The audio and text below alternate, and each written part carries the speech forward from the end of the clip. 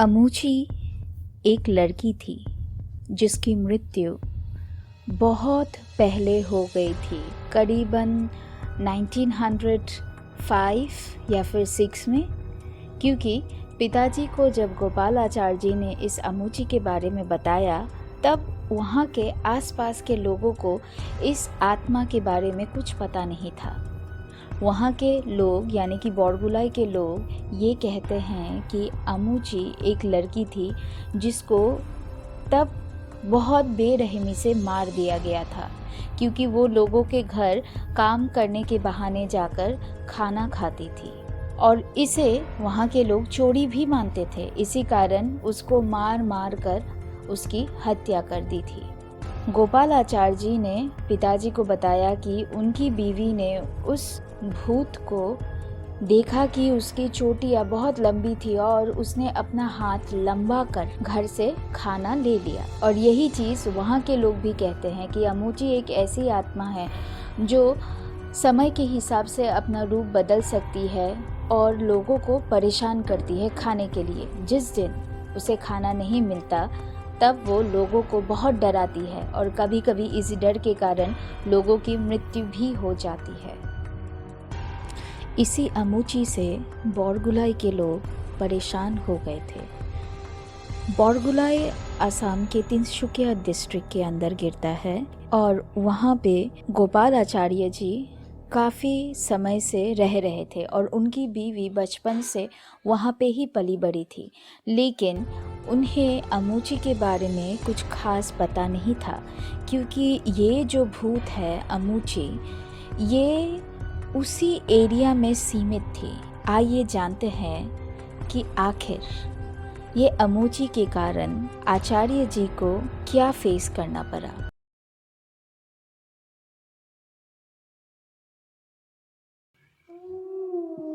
नमस्ते दोस्तों, मेरा नाम है देबोलेना भट्टाचार्य जी और मैं आप सभी का भूत की सच्ची कहानी यूट्यूब चैनल में स्वागत करती हूँ। तो ये कहानी शुरू होती है बोरगुलाई एरिया में। तो ये कहानी गोपाल आचार्य जी के बारे। जी हाँ, तो गोपाल आचार्य जी क्लासिकल गाने के टीचर थे। मेरे दोनों बुआओं को और मेरे जो काका थे उन तीनों को क्लासिकल गाना सिखाते थे। पहले के दिनों में ऐसा होता था कि तब तो आपका यूट्यूब या फिर ऐसा कोई साधन नहीं था कि आप ऑनलाइन सिखा सकते हैं। तो टीचर लोगों को घर से घर जाकर गाना सिखाना पड़ता था और उनके पास इतना पैसा भी नहीं होता था।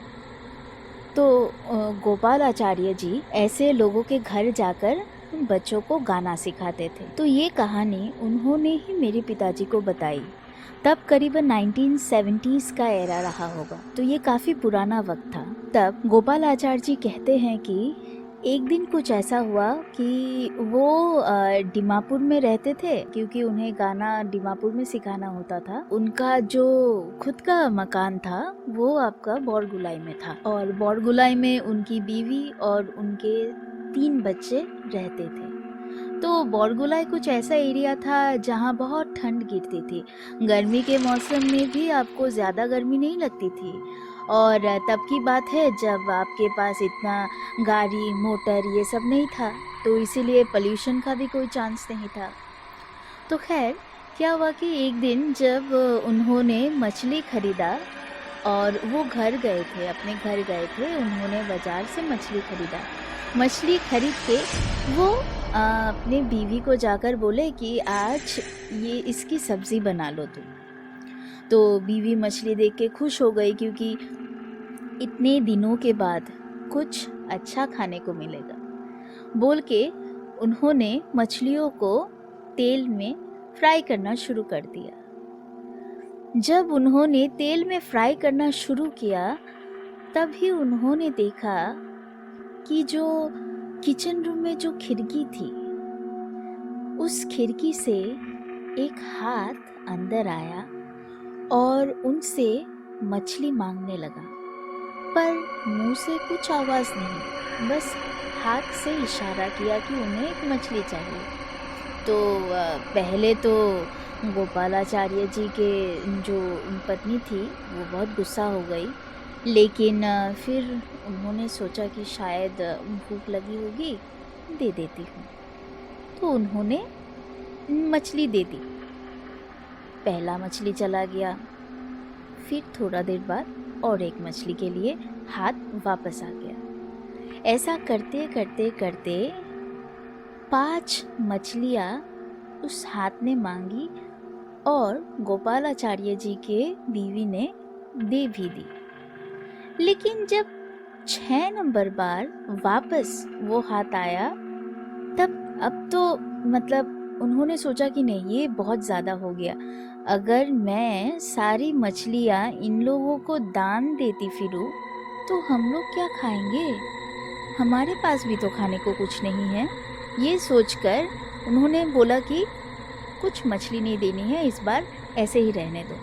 वो हाथ गया नहीं वहाँ से, वहीं पे रुका रहा और हाथों से इशारा करते हुए बोलने लगा कि उन्हें और एक मछली चाहिए। अंत में तंग आकर उन्होंने क्या किया, गरम गरम मछली के साथ ढेर सारा गरम तेल भी उस हाथ के ऊपर दे दिया और बोला कि अब तो चिल्लाएंगी और फिर से मछली लेने नहीं आएंगी। पर जब उन्होंने वो उबला हुआ तेल उस हाथों में दे दिया, उस तरफ से कोई चीख नहीं निकली।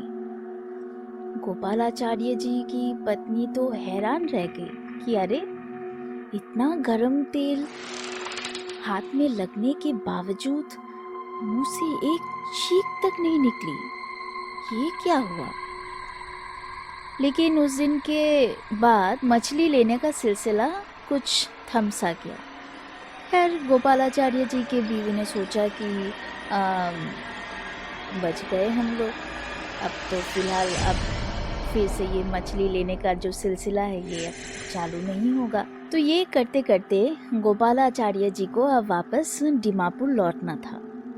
जी हाँ, दीमापुर नागालैंड में गिरता है और लोग अक्सर ऐसे जगहों से दीमापुर में आया करते थे क्योंकि दीमापुर में बहुत स्कोप था आपका नौकरी के लिए, या फिर अगर आपको कुछ नया करना हो तो आप दीमापुर में आके कर सकते हैं। ऐसे वहाँ के लोग मानते थे और अब भी मानते हैं। जब गोपालाचार्य जी बोरगुलाई से अपने घर से निकले तब उन्होंने अपनी बीवी को सिर्फ इतना बताया कि ये जो मछली लेने का जो सिलसिला उस दिन हुआ और उन्होंने जो मछली दिया और साथ ही साथ उबला हुआ तेल भी दे दिया, ये बात किसी से बताने की ज़रूरत नहीं है। इस पर उनकी पत्नी ने कहा कि आखिर क्यों? फिर गोपालाचार्य जी ने कहा कि अगर तुम ऐसा कहोगी तो क्या पता लोगों को बुरा लग सकता है, और हम लोग तो अपने खुद के घर में रहते नहीं हैं, ये तो भाड़े का घर है, तो लोगों को बुरा लगेगा, तो इसलिए क्या ज़रूरत है। ये बोलकर वो जाने ही वाले थे कि फिर से वो मुड़कर बोलने लगे कि देखो, जब तुम खाना पकाओगी तो तुम बस एक चीज़ का ध्यान रखना कि जो रसोई घर का खिड़की है उस खिड़की को तुम बंद ही रखना, खोलने की ज़रूरत नहीं है। तो इस पर गोपालाचार्य जी की बीवी बोलने लगी कि अगर मैं वो रसोई घर की खिड़की खोलूंगी नहीं तो घर तो पूरा धुआं धुआं हो जाएगा।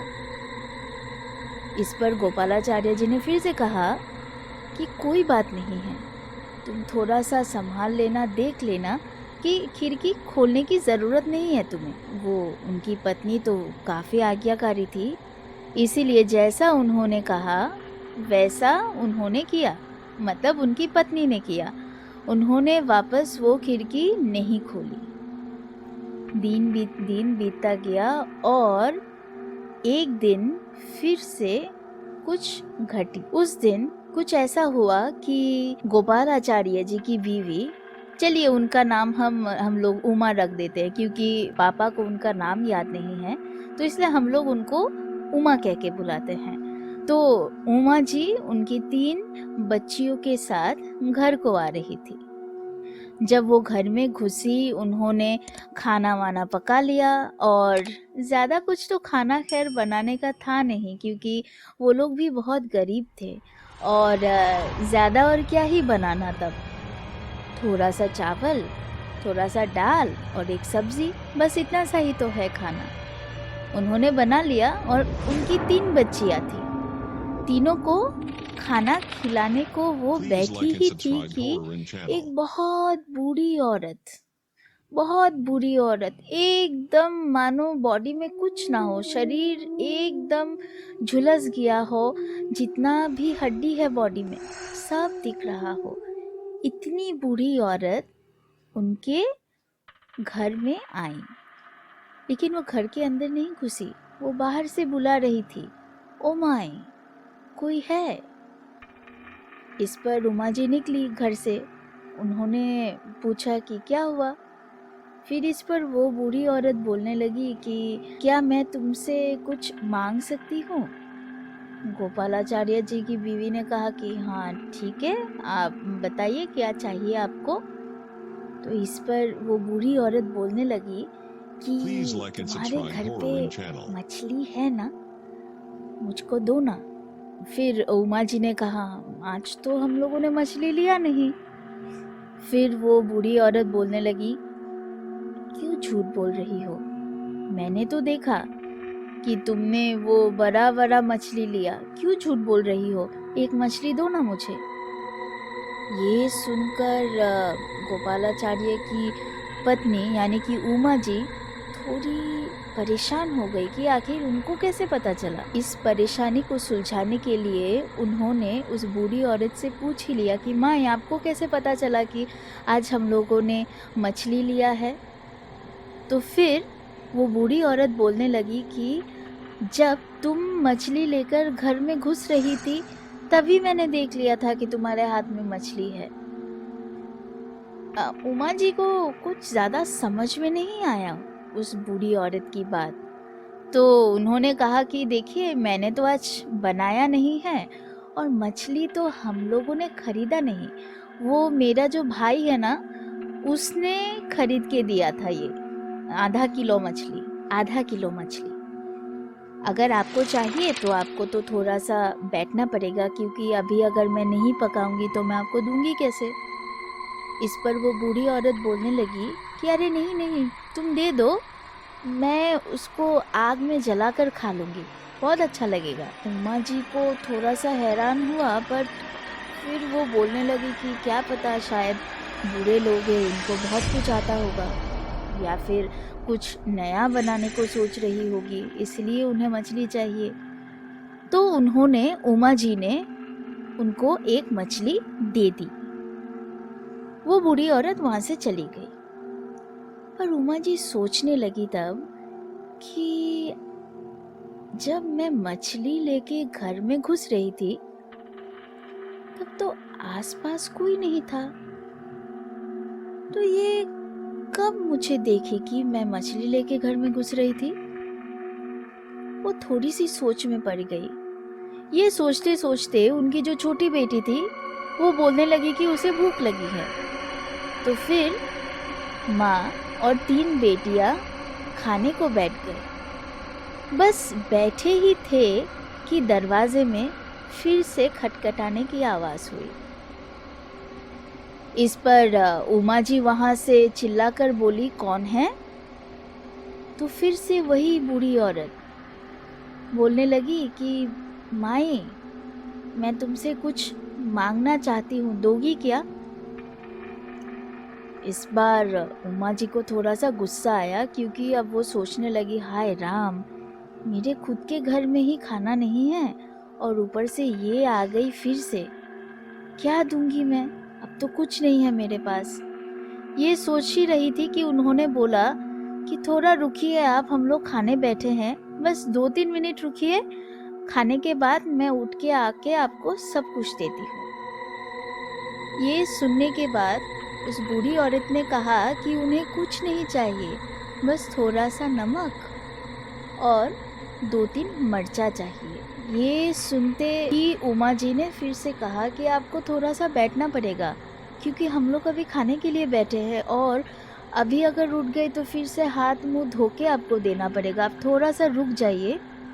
लेकिन वो बूढ़ी औरत तो मानने को ही राजी नहीं थी, वो तो जिद पे अड़ गई कि उनको तो अभी ही चाहिए। फिर अंत में उमा जी को गुस्सा आ गया और उन्होंने कहा कि अगर आपको खुद लेना है तो आप ले लीजिए, लेकिन मैं तो अभी खाने से नहीं उठ सकती।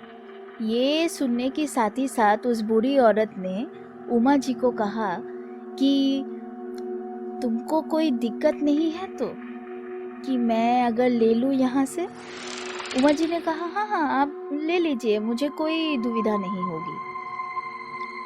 ये सुनते ही वो बूढ़ी औरत खिड़की के पास आ गई और आके उसने खिड़की से हाथ डाला और करीबन खिड़की से नमकदानी और मर्चा 10 फीट के दूरी में रखा था। उसने हाथ बढ़ाकर वो दूरी तय कर ली और मर्चा और नमक वहाँ से लेकर वो निकल गई। उमा जी और उनकी 3 बेटियां वहाँ ही बेहोश पड़ गई। वो तीनों वहाँ ही बेहोश हो गए इस दृश्य को देखकर।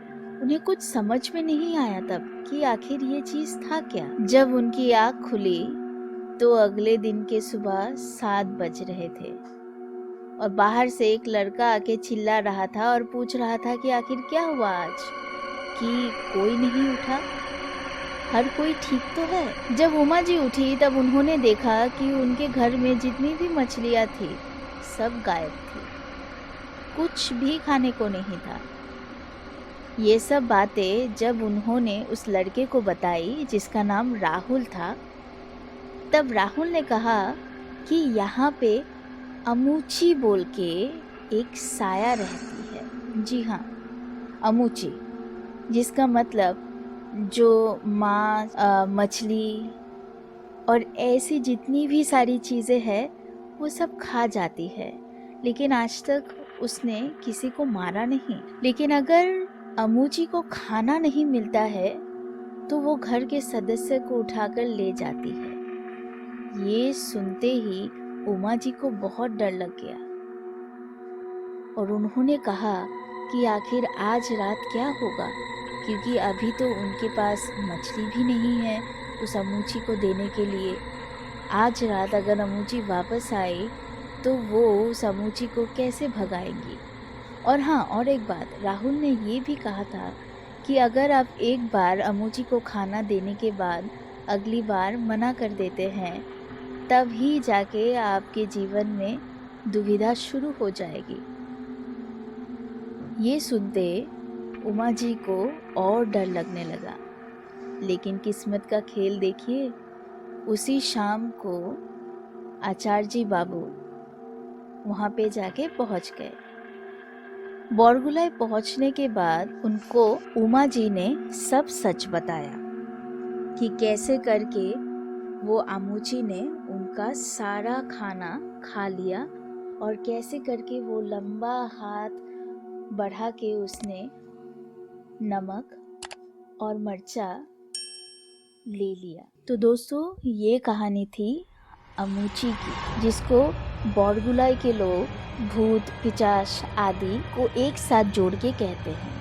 खैर, ये अमूची आज तक किसी को कुछ हानि पहुंचाना ऐसे तो हम लोगों ने नहीं सुना, पर आगे क्या हुआ ये किसी को पता नहीं, क्योंकि उस दिन के बाद गोपालाचार्य जी ने वो घर भी छोड़ दिया और वो जगह भी, वो लोग वापस दीमापुर में आके रहने लगे।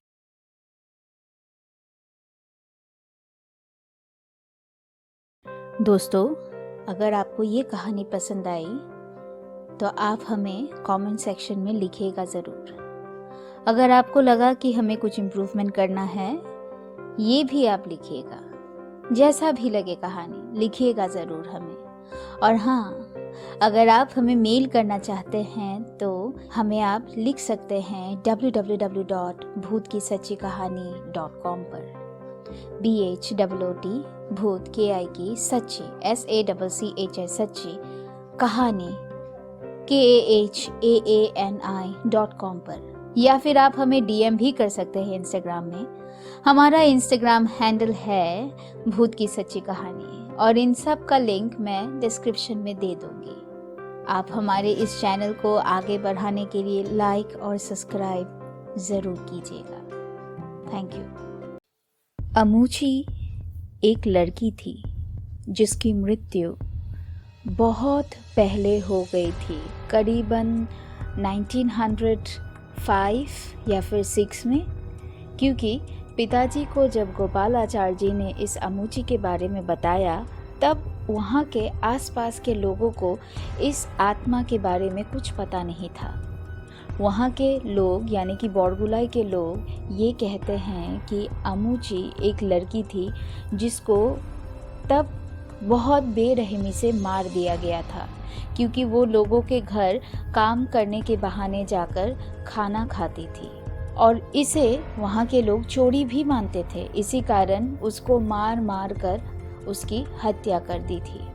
गोपालाचार्य जी ने पिताजी को बताया कि उनकी बीवी ने उस भूत को देखा कि उसकी चोटियाँ बहुत लंबी थी और उसने अपना हाथ लंबा कर घर से खाना ले लिया। और यही चीज़ वहाँ के लोग भी कहते हैं कि अमूची एक ऐसी आत्मा है जो समय के हिसाब से अपना रूप बदल सकती है और लोगों को परेशान करती है खाने के लिए। जिस दिन उसे खाना नहीं मिलता तब वो लोगों को बहुत डराती है और कभी कभी इसी डर के कारण लोगों की मृत्यु भी हो जाती है।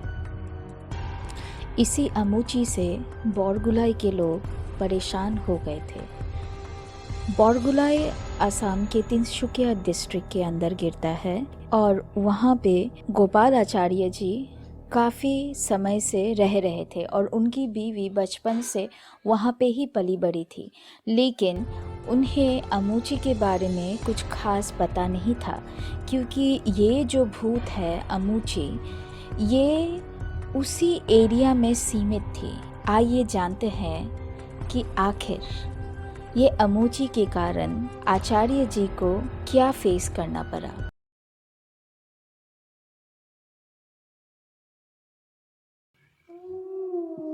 नमस्ते दोस्तों, मेरा नाम है देबोलेना भट्टाचार्य जी और मैं आप सभी का भूत की सच्ची कहानी यूट्यूब चैनल में स्वागत करती हूँ। तो ये कहानी शुरू होती है बोरगुलाई एरिया में। तो ये कहानी गोपाल आचार्य जी के बारे। जी हाँ, तो गोपाल आचार्य जी क्लासिकल गाने के टीचर थे। मेरे दोनों बुआओं को और मेरे जो काका थे उन तीनों को क्लासिकल गाना सिखाते थे। पहले के दिनों में ऐसा होता था कि तब तो आपका यूट्यूब या फिर ऐसा कोई साधन नहीं था कि आप ऑनलाइन सिखा सकते हैं, तो टीचर लोगों को घर से घर जाकर गाना सिखाना पड़ता था और उनके पास इतना पैसा भी नहीं होता था। तो गोपाल आचार्य जी ऐसे लोगों के घर जाकर बच्चों को गाना सिखाते थे। तो ये कहानी उन्होंने ही मेरे पिताजी को बताई। तब करीबन 1970s का एरा रहा होगा, तो ये काफ़ी पुराना वक्त था। तब गोपाल आचार्य जी कहते हैं कि एक दिन कुछ ऐसा हुआ कि वो दीमापुर में रहते थे, क्योंकि उन्हें गाना दीमापुर में सिखाना होता था। उनका जो खुद का मकान था वो आपका बोरगुलाई में था और बोरगुलाई में उनकी बीवी और उनके 3 बच्चे रहते थे। तो बोरगुलाई कुछ ऐसा एरिया था जहाँ बहुत ठंड गिरती थी। गर्मी के मौसम में भी आपको ज़्यादा गर्मी नहीं लगती थी और तब की बात है जब आपके पास इतना गाड़ी मोटर ये सब नहीं था, तो इसीलिए पोल्यूशन का भी कोई चांस नहीं था।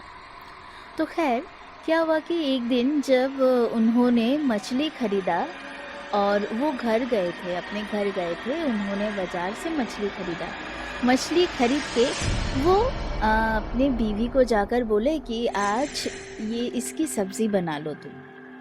तो बीवी मछली देख के खुश हो गई, क्योंकि इतने दिनों के बाद कुछ अच्छा खाने को मिलेगा बोल के उन्होंने मछलियों को तेल में फ्राई करना शुरू कर दिया। जब उन्होंने तेल में फ्राई करना शुरू किया तभी उन्होंने देखा कि जो किचन रूम में जो खिड़की थी उस खिड़की से एक हाथ अंदर आया और उनसे मछली मांगने लगा, पर मुंह से कुछ आवाज़ नहीं, बस हाथ से इशारा किया कि उन्हें एक मछली चाहिए। तो पहले तो गोपालाचार्य जी के जो पत्नी थी वो बहुत गुस्सा हो गई, लेकिन फिर उन्होंने सोचा कि शायद भूख लगी होगी, दे देती हूँ। तो उन्होंने मछली दे दी। पहला मछली चला गया, फिर थोड़ा देर बाद और एक मछली के लिए हाथ वापस आ गया। ऐसा करते करते करते 5 मछलियाँ उस हाथ ने मांगी और गोपालाचार्य जी के बीवी ने दे भी दी। लेकिन जब 6 नंबर बार वापस वो हाथ आया, तब अब तो मतलब उन्होंने सोचा कि नहीं, ये बहुत ज़्यादा हो गया। अगर मैं सारी मछलियाँ इन लोगों को दान देती फिरूँ तो हम लोग क्या खाएंगे? हमारे पास भी तो खाने को कुछ नहीं है। ये सोचकर उन्होंने बोला कि कुछ मछली नहीं देनी है, इस बार ऐसे ही रहने दो। वो हाथ गया नहीं वहाँ से, वहीं पे रुका रहा और हाथों से इशारा करते हुए बोलने लगा कि उन्हें और एक मछली चाहिए। अंत में तंग आकर उन्होंने क्या किया, गरम गरम मछली के साथ ढेर सारा गरम तेल भी उस हाथ के ऊपर दे दिया और बोला कि अब तो चिल्लाएंगी और फिर से मछली लेने नहीं आएंगी। पर जब उन्होंने वो उबला हुआ तेल उस हाथों में दे दिया, उस तरफ से कोई चीख नहीं निकली। गोपालाचार्य जी की पत्नी तो हैरान रह गई कि अरे, इतना गरम तेल हाथ में लगने के बावजूद मुंह से एक चीख तक नहीं निकली, ये क्या हुआ? लेकिन उस दिन के बाद मछली लेने का सिलसिला कुछ थम सा गया। खैर, गोपालाचार्य जी के बीवी ने सोचा कि बच गए हम लोग, अब तो फिलहाल अब फिर से ये मछली लेने का जो सिलसिला है ये अब चालू नहीं होगा। तो ये करते करते गोपालाचार्य जी को अब वापस दीमापुर लौटना था। जी हाँ, दीमापुर नागालैंड में गिरता है और लोग अक्सर ऐसे जगहों से दीमापुर में आया करते थे क्योंकि दीमापुर में बहुत स्कोप था आपका नौकरी के लिए, या फिर अगर आपको कुछ नया करना हो तो आप दीमापुर में आके कर सकते हैं। ऐसे वहाँ के लोग मानते थे और अब भी मानते हैं। जब गोपालाचार्य जी बोरगुलाई से अपने घर से निकले, तब उन्होंने अपनी बीवी को सिर्फ इतना बताया कि ये जो मछली लेने का जो सिलसिला उस दिन हुआ और उन्होंने जो मछली दिया और साथ ही साथ उबला हुआ तेल भी दे दिया, ये बात किसी से बताने की ज़रूरत नहीं है। इस पर उनकी पत्नी ने कहा कि आखिर क्यों? फिर गोपालाचार्य जी ने कहा कि अगर तुम ऐसा कहोगी तो क्या पता, लोगों को बुरा लग सकता है और हम लोग तो अपने खुद के घर में रहते नहीं हैं, ये तो भाड़े का घर है, तो लोगों को बुरा लगेगा, तो इसलिए क्या ज़रूरत है। ये बोलकर वो जाने ही वाले थे कि फिर से वो मुड़कर बोलने लगे कि देखो, जब तुम खाना पकाओगी तो तुम बस एक चीज़ का ध्यान रखना कि जो रसोई घर का खिड़की है उस खिड़की को तुम बंद ही रखना, खोलने की ज़रूरत नहीं है। तो इस पर गोपालाचार्य जी की बीवी बोलने लगी कि अगर मैं वो रसोई घर की खिड़की खोलूंगी नहीं तो घर तो पूरा धुआं धुआं हो जाएगा। इस पर गोपालाचार्य जी ने फिर से कहा कि कोई बात नहीं है, तुम थोड़ा सा संभाल लेना, देख लेना कि खिड़की खोलने की ज़रूरत नहीं है तुम्हें। वो उनकी पत्नी तो काफ़ी आज्ञाकारी थी, इसीलिए जैसा उन्होंने कहा वैसा उन्होंने किया, मतलब उनकी पत्नी ने किया। उन्होंने वापस वो खिड़की नहीं खोली। दिन बीतता गया और एक दिन फिर से कुछ घटी। उस दिन कुछ ऐसा हुआ कि गोपालाचार्य जी की बीवी, चलिए उनका नाम हम लोग उमा रख देते हैं क्योंकि पापा को उनका नाम याद नहीं है, तो इसलिए हम लोग उनको उमा कह के बुलाते हैं। तो उमा जी उनकी 3 बच्चियों के साथ घर को आ रही थी। जब वो घर में घुसी, उन्होंने खाना वाना पका लिया और ज़्यादा कुछ तो खाना खैर बनाने का था नहीं क्योंकि वो लोग भी बहुत गरीब थे और ज़्यादा और क्या ही बनाना तब, थोड़ा सा चावल, थोड़ा सा दाल और एक सब्जी, बस इतना सा ही तो है खाना। उन्होंने बना लिया और उनकी 3 बच्चियां थी। तीनों को खाना खिलाने को वो बैठी ही थी कि एक बहुत बुरी औरत, एकदम मानो बॉडी में कुछ ना हो, शरीर एकदम झुलस गया हो, जितना भी हड्डी है बॉडी में सब दिख रहा हो। इतनी बुरी औरत उनके घर में आई, लेकिन वो घर के अंदर नहीं घुसी, वो बाहर से बुला रही थी, ओ माई कोई है। इस पर उमा जी निकली घर से। उन्होंने पूछा कि क्या हुआ। फिर इस पर वो बूढ़ी औरत बोलने लगी कि क्या मैं तुमसे कुछ मांग सकती हूँ। गोपालाचार्य जी की बीवी ने कहा कि हाँ ठीक है, आप बताइए क्या चाहिए आपको।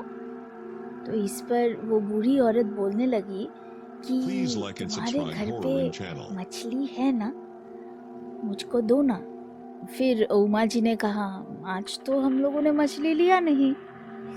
फिर वो बूढ़ी औरत बोलने लगी क्यों झूठ बोल रही हो, मैंने तो देखा कि तुमने वो बड़ा बड़ा मछली लिया, क्यों झूठ बोल रही हो, एक मछली दो ना मुझे। ये सुनकर गोपालाचार्य की पत्नी यानी कि उमा जी थोड़ी परेशान हो गई कि आखिर उनको कैसे पता चला। इस परेशानी को सुलझाने के लिए उन्होंने उस बूढ़ी औरत से पूछ ही लिया कि माँ आपको कैसे पता चला कि आज हम लोगों ने मछली लिया है। तो फिर वो बूढ़ी औरत बोलने लगी कि जब तुम मछली लेकर घर में घुस रही थी तभी मैंने देख लिया था कि तुम्हारे हाथ में मछली है। उमा जी को कुछ ज़्यादा समझ में नहीं आया उस बूढ़ी औरत की बात। तो उन्होंने कहा कि देखिए मैंने तो आज बनाया नहीं है और मछली तो हम लोगों ने खरीदा नहीं, वो मेरा जो भाई है ना उसने खरीद के दिया था, ये आधा किलो मछली। अगर आपको चाहिए तो आपको तो थोड़ा सा बैठना पड़ेगा, क्योंकि अभी अगर मैं नहीं पकाऊंगी तो मैं आपको दूंगी कैसे। इस पर वो बूढ़ी औरत बोलने लगी कि अरे नहीं नहीं तुम दे दो, मैं उसको आग में जलाकर खा लूँगी, बहुत अच्छा लगेगा। उमा जी को थोड़ा सा हैरान हुआ, पर फिर वो बोलने लगी कि क्या पता शायद बूढ़े लोग हैं, इनको बहुत कुछ आता होगा या फिर कुछ नया बनाने को सोच रही होगी, इसलिए उन्हें मछली चाहिए। तो उन्होंने उमा जी ने उनको एक मछली दे दी। वो बूढ़ी औरत वहां से चली गई। पर उमा जी सोचने लगी तब कि जब मैं मछली लेके घर में घुस रही थी तब तो आसपास कोई नहीं था, तो ये कब मुझे देखेगी मैं मछली लेके घर में घुस रही थी। वो थोड़ी सी सोच में पड़ गई। ये सोचते सोचते उनकी जो छोटी बेटी थी वो बोलने लगी कि उसे भूख लगी है। तो फिर माँ और 3 बेटियां खाने को बैठ गए। बस बैठे ही थे कि दरवाजे में फिर से खटखटाने की आवाज़ हुई। इस पर उमा जी वहाँ से चिल्लाकर बोली कौन है। तो फिर से वही बूढ़ी औरत बोलने लगी कि माई मैं तुमसे कुछ मांगना चाहती हूँ, दोगी क्या। इस बार उमा जी को थोड़ा सा गुस्सा आया, क्योंकि अब वो सोचने लगी हाय राम, मेरे खुद के घर में ही खाना नहीं है और ऊपर से ये आ गई फिर से, क्या दूंगी मैं, अब तो कुछ नहीं है मेरे पास। ये सोच ही रही थी कि उन्होंने बोला कि थोड़ा रुकिए आप, हम लोग खाने बैठे हैं, बस 2-3 मिनट रुकिए, खाने के बाद मैं उठ के आके आपको सब कुछ देती हूँ। ये सुनने के बाद उस बूढ़ी औरत ने कहा कि उन्हें कुछ नहीं चाहिए, बस थोड़ा सा नमक और 2-3 मिर्चा चाहिए। ये सुनते ही उमा जी ने फिर से कहा कि आपको थोड़ा सा बैठना पड़ेगा, क्योंकि हम लोग अभी खाने के लिए बैठे हैं और अभी अगर रुक गए तो फिर से हाथ मुंह धो के आपको देना पड़ेगा, आप थोड़ा सा रुक जाइए। लेकिन वो बूढ़ी औरत तो मानने को ही राजी नहीं थी। वो तो जिद पे अड़ गई कि उनको तो अभी ही चाहिए। फिर अंत में उमा जी को गुस्सा आ गया और उन्होंने कहा कि अगर आपको खुद लेना है तो आप ले लीजिए, लेकिन मैं तो अभी खाने से नहीं उठ सकती। ये सुनने के साथ ही साथ उस बूढ़ी औरत ने उमा जी को कहा कि तुमको कोई दिक्कत नहीं है तो कि मैं अगर ले लूं यहाँ से? उमा जी ने कहा हाँ हाँ आप ले लीजिए, मुझे कोई दुविधा नहीं होगी। ये सुनते ही वो बूढ़ी औरत खिड़की के पास आ गई और आके उसने खिड़की से हाथ डाला और करीबन खिड़की से नमकदानी और मर्चा 10 फीट के दूरी में रखा था। उसने हाथ बढ़ाकर वो दूरी तय कर ली और मर्चा और नमक वहाँ से लेकर वो निकल गई। उमा जी और उनकी 3 बेटियां वहाँ ही बेहोश पड़ गई।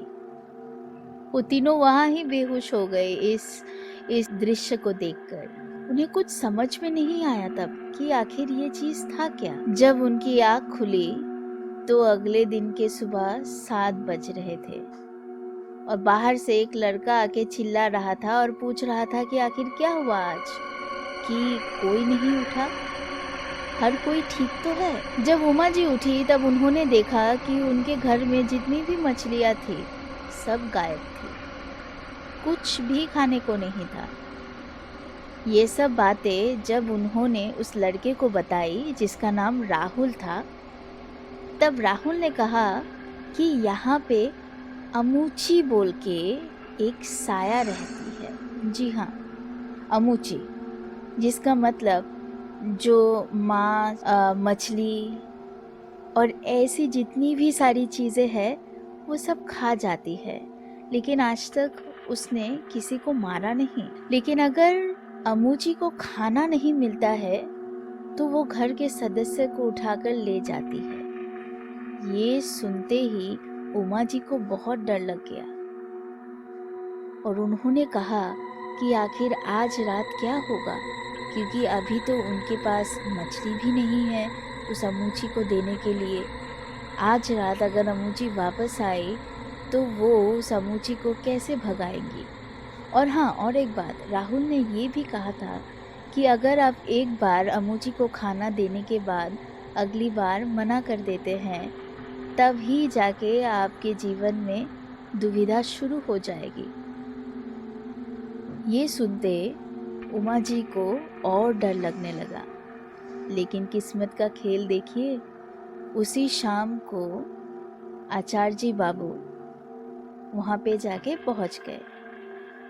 बोरगुलाय पहुँचने के बाद उनको उमा जी ने सब सच बताया कि कैसे करके वो अमूची ने उनका सारा खाना खा लिया और कैसे करके वो लंबा हाथ बढ़ा के उसने नमक और मर्चा ले लिया। तो दोस्तों, ये कहानी थी अमूची की, जिसको बोरगुलाय के लोग भूत, पिशाच आदि को एक साथ जोड़ के कहते हैं।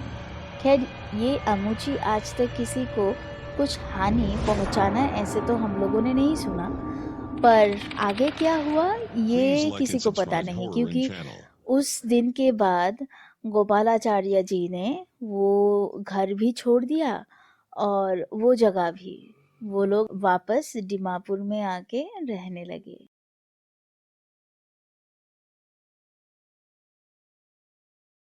दोस्तों, अगर आपको ये कहानी पसंद आई तो आप हमें कमेंट सेक्शन में लिखिएगा ज़रूर। अगर आपको लगा कि हमें कुछ इम्प्रूवमेंट करना है, ये भी आप लिखिएगा। जैसा भी लगे कहानी लिखिएगा ज़रूर हमें। और हाँ, अगर आप हमें मेल करना चाहते हैं तो हमें आप लिख सकते हैं www.bhootkisachikahani.com पर। BHOOT भूत KI सच्ची SACCHI सच्ची कहानी KAHAANI.com पर। या फिर आप हमें डीएम भी कर सकते हैं इंस्टाग्राम में। हमारा इंस्टाग्राम हैंडल है भूत की सच्ची कहानी, और इन सब का लिंक मैं डिस्क्रिप्शन में दे दूंगी। आप हमारे इस चैनल को आगे बढ़ाने के लिए लाइक और सब्सक्राइब ज़रूर कीजिएगा। Thank you.